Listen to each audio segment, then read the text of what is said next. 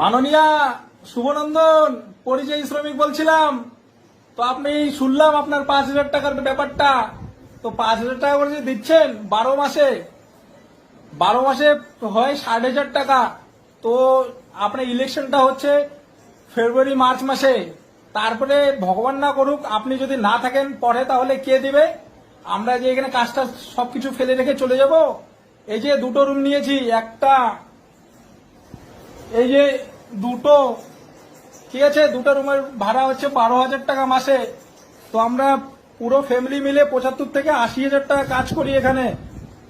তো বাড়ি গেলে তিনজনের হয় 15,000 টাকা, ঠিক আছে। তো তার সাথে ইলেকট্রিক বিল, খাওয়া দাওয়া, এভরিথিং হাবিজাবি নিয়ে আরো খরচা বেড়ে যাবে। তো 15,000 টাকাতে কি হবে মাননীয়া?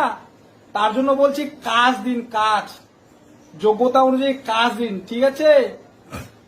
বিশ্বাস না হলে নিউ কোচবিহার স্টেশনের বৃহস্পতিবার আর শনিবার গিয়ে একটু 3:15 দিকে দাঁড়িয়ে থাকবেন, তাহলে দেখবেন কতগুলো মানুষ ডেলি রাজস্থানে আসছে।